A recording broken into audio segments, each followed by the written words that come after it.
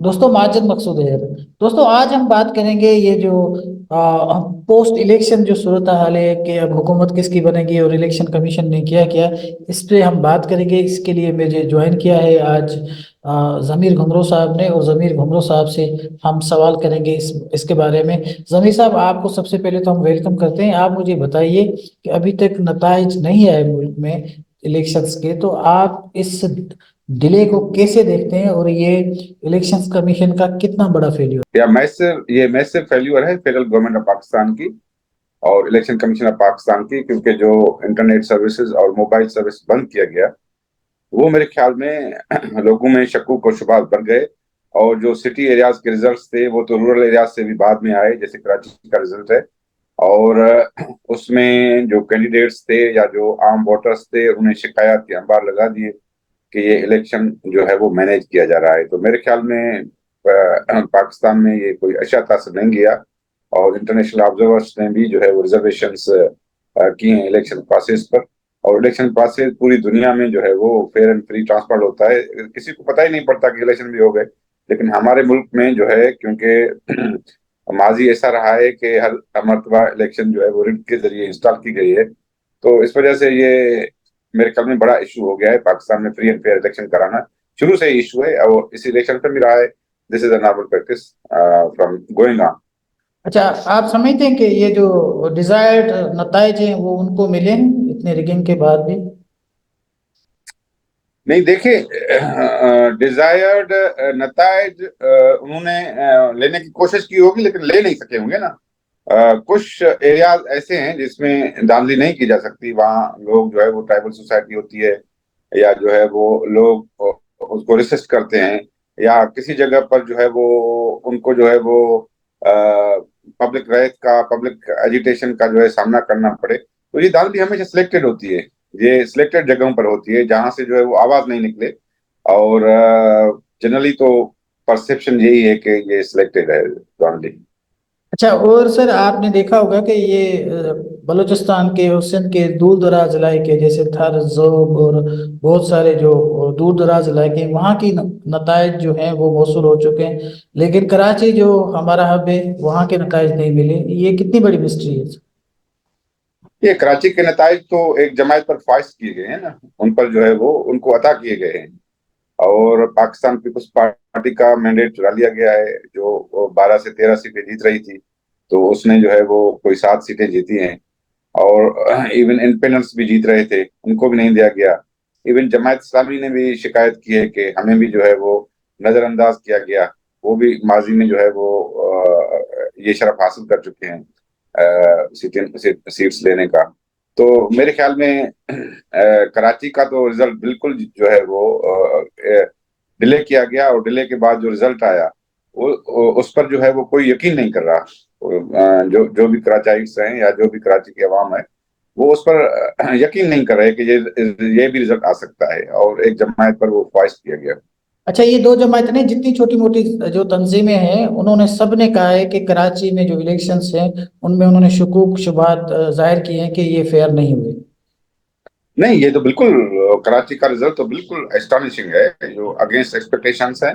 और ये तमाम जमायतों ने जो है वो इस पर एतराज किए हैं, खासतौर पर जो जमा इस्लामी है, पाकिस्तान पीपल्स पार्टी है, या तहरीक इंसाफ है, उनके भी कैंडिडेट्स इंडिपेंडेंट लड़ रहे थे। तो सभी ने इन पर जो है किया है कि एक जमायत को इतनी सीटें जो है वो कैसे मिल गई, जो जो चौथे नंबर पर थी। तो मेरे ख्याल में कराची का जो मैंडेट है, दिस हैज बीन स्टोलन। अच्छा, ये मैं तो हैरान इस बात पे हुआ कि जब रात को बात हो रही थी उसके फारूक सत्तार की, इन लोगों की, तो फारूक सत्तार साहब के बड़े मतलब है कि उस अंदाज में कह रहे थे कि मतलब उनको डाउट था, यकीन नहीं था। उसने कहा कि 14 तो हम जीत लेंगे, उनको 17 मिल गई। ये कैसे हो गया? उन्होंने कहा सिंध में हम 14 सीटें तो ले लेंगे, अब उनको 17 मिल गई। उनको भी यकीन नहीं था कि इतनी मिलेंगी। देखिए, इन्होंने इत्तेहाद किया था पाकिस्तान मुस्लिम लीग एंड से, हाँ जो सेंट्रल पंजाब सेंट्रल कराची का इत्तेहाद होता है, माजी में 47 से यही चल जी। रहा है, किसी न किसी तरीके से होता है। हाँ, तो मुस्तकिल पंजाब। उन्होंने जो है पीएमएल एन को भी यही जो है वो उन पर इल्जाम लगे हैं कि उनकी सीटें जो है उन्होंने मैनेज की है। इवन नवाज शरीफ की सीट जो है वो मैनेज की गई है। वो जी यास्मीन जी जी, राशिद जो है वो जीत रही सबसे थी। ज्यादा सीटें हैं। मानसरा से वो, जैसे मानसरा से हार गए तो उन्होंने बिलावल की सीट भी चेंज कर दी। हाँ बिलावल भुट्टो जरदारी वहां से जीत रहे थे, उन्होंने वो भी सीट चेंज कर दी थी कि मैं एक सीट से हार रहा हूं तो बिलावल को भी हराना है। तो ये सारी मैनेजमेंट हुई है, और दिस इज अनफॉर्चुनेट। ये जमहूरियत के लिए या फेडरेशन के लिए नुकसानकार है कि आप एक ऐसी फेडरल गवर्नमेंट इंस्टॉल करना चाहते हैं जो आवाम की रिप्रेजेंटेटिव नहीं हो। और माजी में भी यही होता रहा है, यही प्रैक्टिस होती रही है, जिसकी वजह से मुल्क के हालात अबतर से अबतर होते जा रहे हैं। मुल्क में रूल ऑफ लॉ नहीं है, मुल्क की मईशत कमजोर है। इसका सबब यही है कि मुल्क में पॉलिटिकल सिस्टम जो है वो स्ट्रांग नहीं है, और लोगों की जो है विल है वो प्रिवेल नहीं करती। पावरफुल जो सर्किल्स हैं उनकी विल प्रिवेल होती है, और वो भी सेंट्रल पंजाब और सेंट्रल पंजाब, जब सेंट्रल पंजाब सेंट्रल कराची आपस में जो है वो एक मुआहदा करके, जिनको सेंट्रल पंजाब सेंट्रल कराची के अवाम का जो है वो मैंडेट भी नहीं होता, वो भी खुद सिलेक्टेड हैं। वो अलायंस करके जो है वो एक ऐसी गवर्नमेंट इंस्टॉल करना चाहते हैं जोरी जबरदस्त, क्योंकि पाकिस्तान पीपल्स पार्टी की तो 15 से 20 सीटें जो है कम की गई, आपने देखा कि जी। कम होती जा रही थी। मेरे ख्याल में मुझे ये इंदिया मिला कि उन पर प्रेशर डाला जा रहा है कि आप जो है वो इस कॉलिशन में शामिल हो जाएं मुस्लिम लीग एन में, अदरवाइज आपको सीटें नहीं मिलेंगी। This is unprecedented, this unprecedented. अच्छा सर, मैं हैरान इस बात पे भी हुआ कि देखें, पाकिस्तान पीपल्स पार्टी, इवन नवाज लीग, जिनकी सीटें भी हैं, पीटीआई उनकी सीटें भी हैं, अच्छी खासी सीटें हैं, 50 से ऊपर ही हैं। उनको मीडिया ने, आपने देखा होगा, जिनके पास 5 6 7 सीटें मिलने का इम्कान है, उनको रात को देर तक भी, एक एक घंटा वो उनको एयर टाइम मिल रहा था, वो अपने लोगों से बात कर रहे थे, एमकेएम वालों के साथ, और ये मुस्तफा कमाल लगा हुआ था, और दूसरे इतना, इतनी प्रोजेक्शन मीडिया करता है जिनके पास इतना मैंडेट ही नहीं। ये इस क्या वजह नजर आती है इसकी? तो मीडिया तो सपोर्ट करता है ना सेंट्रल पंजाब और सेंट्रल कराची के इत्तेहाद को, वो तो उसको मजबूत करता है। उसको कहता है कि ये तो इल्हामी इत्तेहाद है, ये शुरू से 47 से, मतलब इनका गवर्नमेंट करने का हक, इनका राइट है। दूसरे तो ऐसे लोगों को वो समझते नहीं है, सेकंड क्लास सिटीजन हैं, वो तो वैसे ही आते हैं ना, वो गवर्नमेंट करने के अहल नहीं है। सिर्फ सेंट्रल पंजाब और सेंट्रल कराची की गवर्नमेंट होगी मुल्क में, और दूसरों की नहीं होगी। इत्तेहाद भी यही हुआ है। सेंट्रल कराची ने इमरान खान से भी इत्तेहाद किया था, सेंट्रल कराची ने जो है वो नवाज शरीफ से भी इताअत किया है। उसको उस वजह से सीटें मिली हैं, पहले पीटीआई को मिली थी, अभी एमक्यूएम को मिली हैं। और अभी जो है आपने जो है वो देखा कि उनकी सपोर्ट है नहीं मासेस में।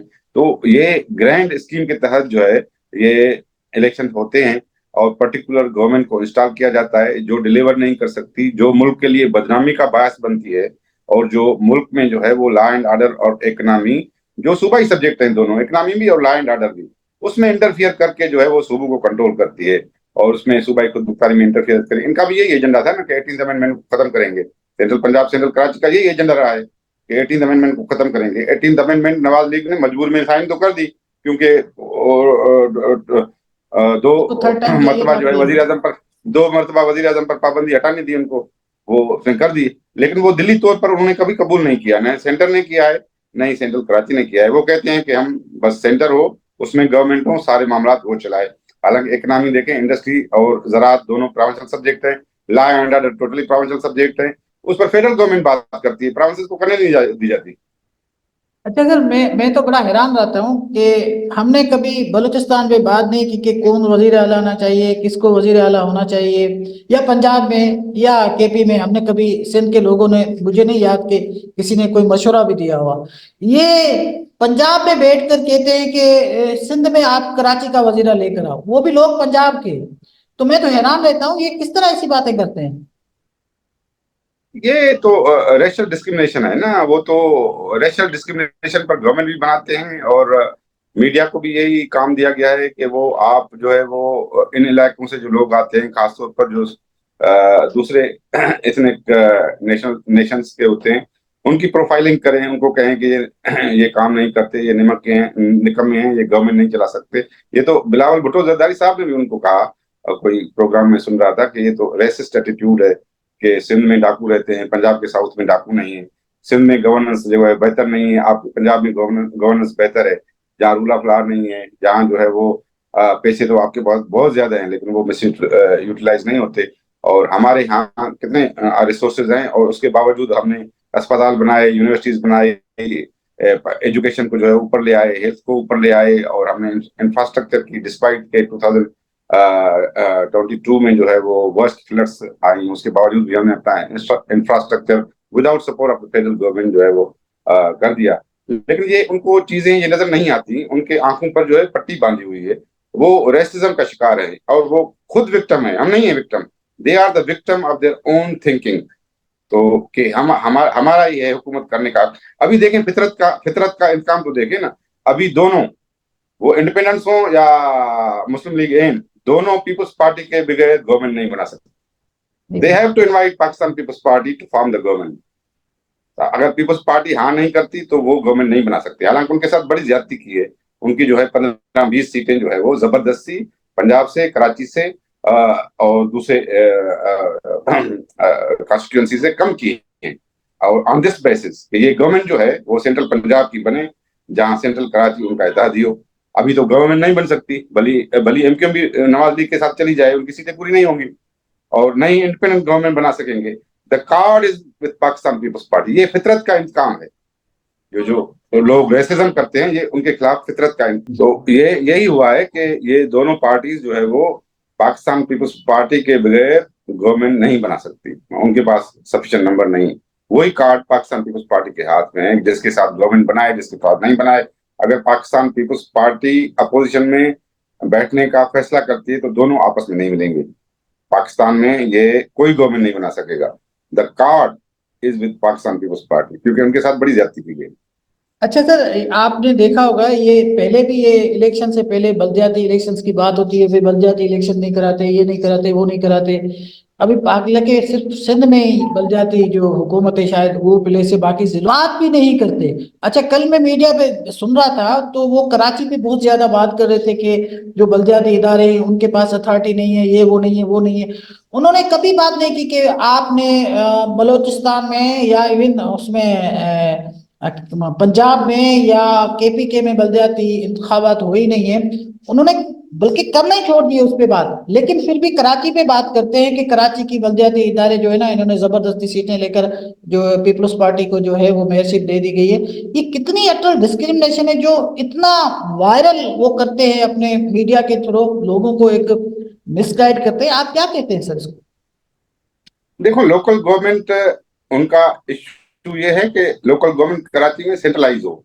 हालांकि लोकल गवर्नमेंट का जो कंसेप्ट है वो डिसेंट्रलाइजेशन है, कि भाई आप जो है वो यूनियन काउंसिल लेवल तक, तालका तक और डिस्ट्रिक्ट तक पावर को डिफ्यूज करें। ये है लोकल गवर्नमेंट का, कि आपके लोकल ये सर कहते हैं कि लेकिन नहीं ये तो थ्रू आउट पाकिस्तान में होना चाहिए ना, ये सिर्फ कराची के लिए क्यों नहीं, बात? ये कराची में इस वजह से कहते हैं कि हम पैरेलल गवर्नमेंट बना लें, जो लोकल गवर्नमेंट की हो वो प्रोविंशियल गवर्नमेंट से के साथ लड़े। जैसे मेयर सत्तार अफगानी गौसरी शाह के साथ लड़ा था, आपको याद होगा, वो जनरल जिया उसको ले आए थे, और फ्रॉडुलेंट इलेक्शंस में, इलेक्शंस पीपल्स पार्टी जीत गई थी लेकिन उसको फ्रॉडुलेंट इलेक्शंस में ले आए थे सत्तार अफगानी को, वो प्रोविंशियल गवर्नमेंट के साथ लड़ा था। तो ये कराची में पैरेलल गवर्नमेंट चाहते हैं जो प्रोविंशियल गवर्नमेंट के साथ क्लैश में हो। ये किसका इंटरेस्ट है? ये किसका इंटरेस्ट है? आप समझ सकते हैं किसका इंटरेस्ट है, कि ये डिवाइड एंड रूल पॉलिसी किसकी होती है सिंध में। हालांकि सिंध के जो अवाम है वो, या कराची के हों या सिंध के दूसरे पार्ट्स के हों, वो आपस में जो है वो लड़ने के मूड में नहीं है। वो तो आपस में मोहब्बत करते हैं, वो कहते हैं पीसफुल कंडीशंस हो। वो पाकिस्तान पीपल्स पार्टी ने पीसफुल कंडीशंस बनाई है कराची में, गुजरे 15 सालों के दौरान यही हुआ है ना, गुजरे 10 सालों के दौरान पीस हुआ है ना कराची में। तो सूबे की इकोनॉमी जो है, लॉ एंड ऑर्डर, वो सही हुआ है पाकिस्तान पीपल्स पार्टी के उसमें। तो लोग जो है वो पीस से रह रहे हैं। तो ये जो मेन उनका एजेंडा है ना, जो एथनिक और सेक्टेरियन एजेंडा है, वो ये है कि हम लोकल गवर्नमेंट के बहाने एक पैरेलल गवर्नमेंट बनाए सूबे में, जो इस्लामाबाद से डायरेक्ट कनेक्टेड हो, जैसे मुशर्रफ ने किया था कि लोकल गवर्नमेंट्स को कनेक्ट किया था, जनरल जिया ने भी ऐसे किया था। ये डिक्टेटोरियल पॉलिसीज के जरिए होता है कि प्रोविंसेस को हम पोस्ट ऑफिस बना दें, बाकी लोकल गवर्नमेंट डायरेक्ट इस्लामाबाद के साथ कनेक्ट हो। यही एग्रीमेंट हुआ है पीएमएल-एन और एमक्यूएम का, सेंट्रल कराची सेंट्रल पंजाब का यही होता है कि सिंध में डिवाइड एंड रूल की पॉलिसी अख्तियार करो, ताकि लोगों को कोई सुख और चैन, लोगों को पीस, लॉ एंड ऑर्डर और इकोनॉमी जो है ना वो मुतासर रहे। This is their M.